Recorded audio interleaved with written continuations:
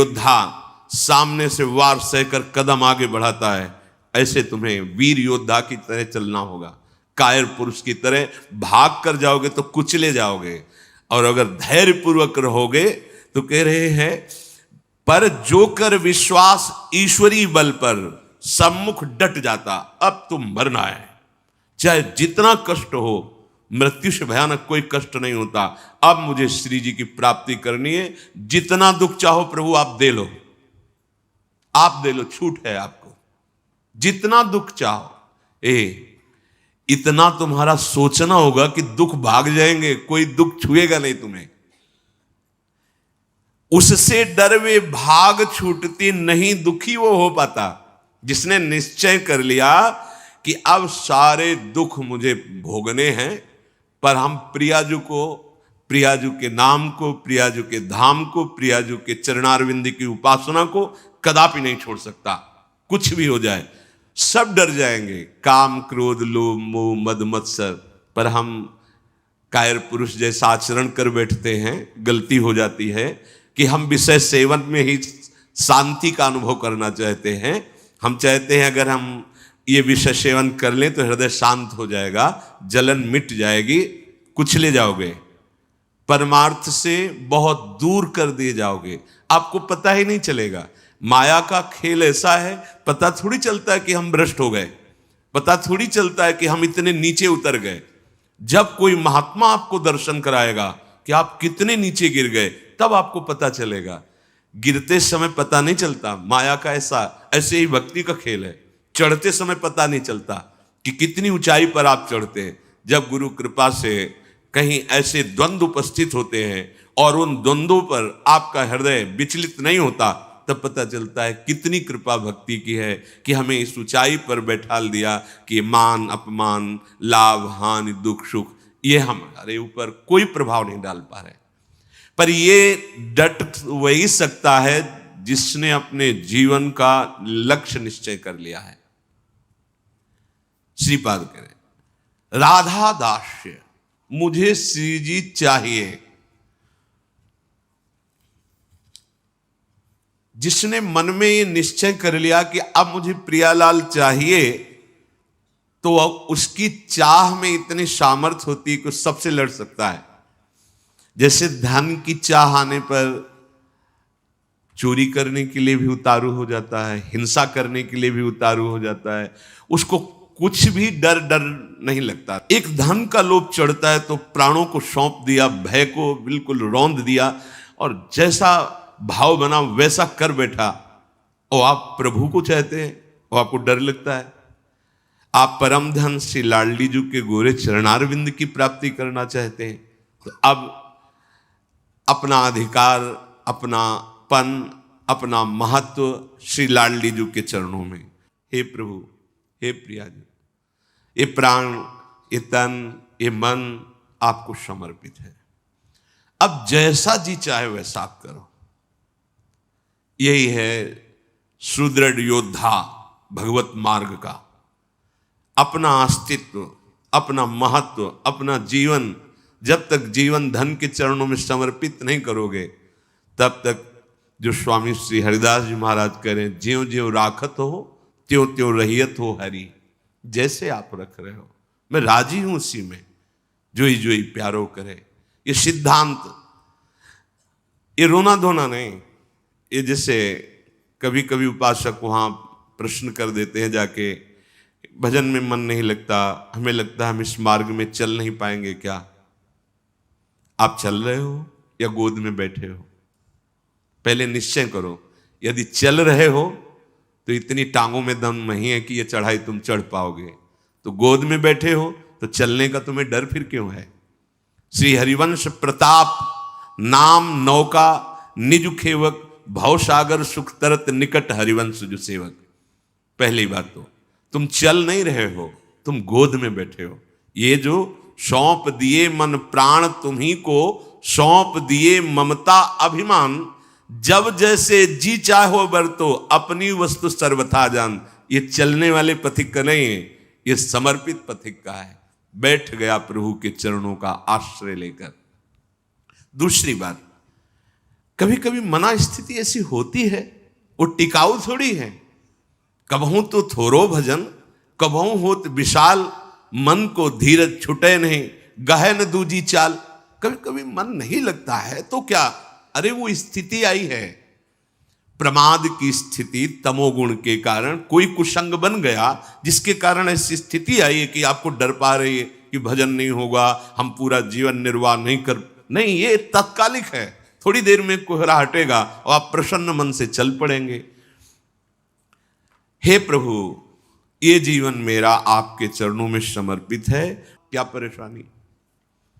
हे नाथ, मेरा मन, मेरा तन, मेरा प्राण आपको समर्पित है, आप जैसा चाहो खेलो, मत सकुचाओ, अभी आपका है, आप जैसा चाहो। फिर आप शिकायत कैसे करें, फिर आपका प्रश्न कैसे बनता है। ये जब तक मेरे मेरे मेरे तब तक नहीं हटा पाओगे। और ये आपको दिया, अब इसमें काम रखो या आप रहो, इसमें प्रेम भरो या आप इसमें विकार भरो, आपको पूरी स्वतंत्रता है नाथ। उसी दिन से आप देखेंगे मन निर्मल होने लगा, क्योंकि जब तक अहंकार रहता है तभी तक ये सारे विकार आक्रमण करते हैं। अहम प्रभु के चरणों में समर्पित हुआ कि वो दिव्य निर्मलता, दैवी संपदा के भागवतिक सद्गुण अपने आप आने लगते हैं। जिस समय आपको मान अच्छा लगे, अपमान दुखित, तो समझ लो आपका अहम अभी समर्पित नहीं हुआ। उपासक का जब अहम समर्पित हो जाता है तो मान अपमान सुख दुख से अब मेरा रहा न कुछ संबंध, तुम ही मेरे कैवल्य परम पद हो, और बंधन है तो सिर्फ आपका ही बंधन है। ये आप ही हमारे मोक्ष हो, आप ही हमारे बंधन हो, आप ही हमारे साधन हो, आप ही हमारे साध्य हो, आपसे ही सब कुछ है अब हमारा। अभी अभी निश्चिंत हो जाओगे, अभी निश्चिंत हो। आपको क्या परवाह, जब आपने अपने आप को प्रभु के चरणों में समर्पित कर दिया तो अब जिम्मेवारी प्रभु की है। पर आप समर्पित वाणी से केवल कह रहे हैं, अभी अहम है। आपको पता लग रहा है कि भगवान पता नहीं संभाले कि न संभाले, गति बनेगी कि नहीं बनेगी, पता नहीं लाभ मिलेगा कि नहीं। ये शरणागति का लक्षण नहीं है। छूटे सभी अन्य आश्रय, अब मिटे सभी संबंध अनित्य। ये जो अनित्य संबंध है, हम लोग समझते हैं कि बाहर से बाबा जी बन जाने पर छूट जाते हैं।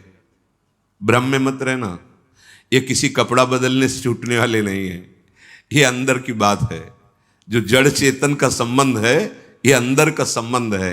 बाहर का घर छोड़ दिया, बाहर के संसारी कपड़े छोड़ दिए, बाहर का भाव दिखाते कि हम वैराग्य से हैं, लेकिन अंदर की बात देखो। संबंध अगर प्रभु के अलावा किसी और से है, वो क्यों न तन हो, वो क्यों न कोई विषय हो, क्यों न कोई सुख हो, चाहे लोक लोकांतर का कितना भी बड़ा सुख हो या सिद्धि हो, वो अभी राग रहित नहीं हुआ है।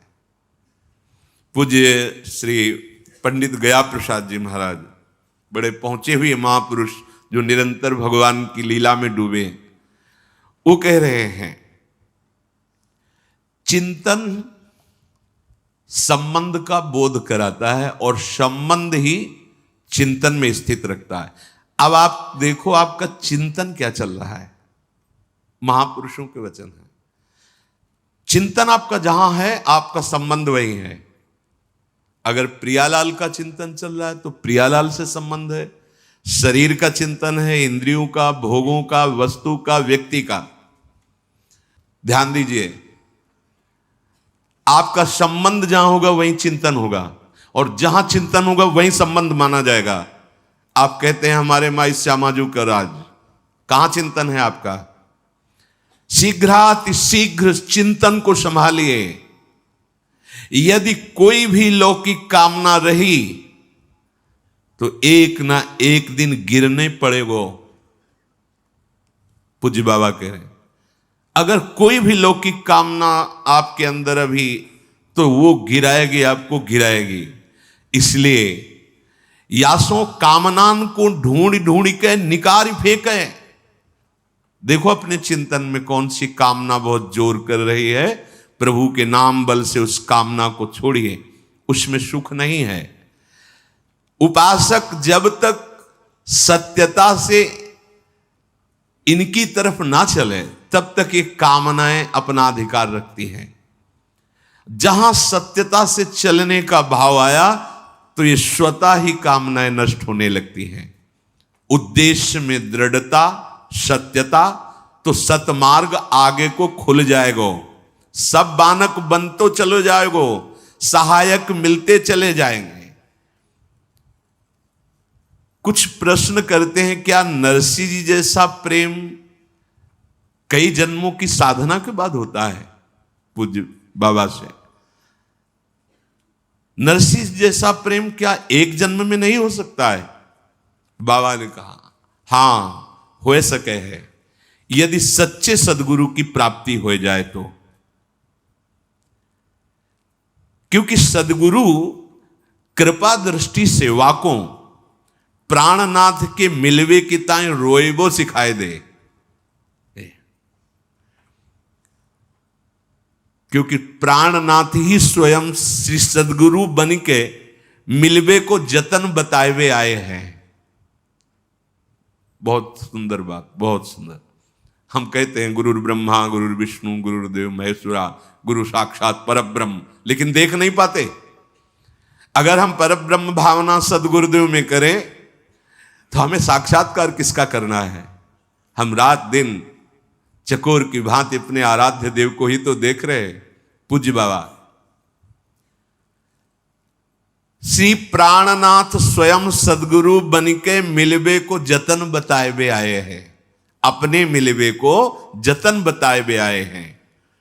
देखो प्रिया प्रीतम, इस संसार की वस्तु की तरह कोई चमत्कार कि भाई ऐसे किया प्रिया प्रीतम, ऐसो ना है।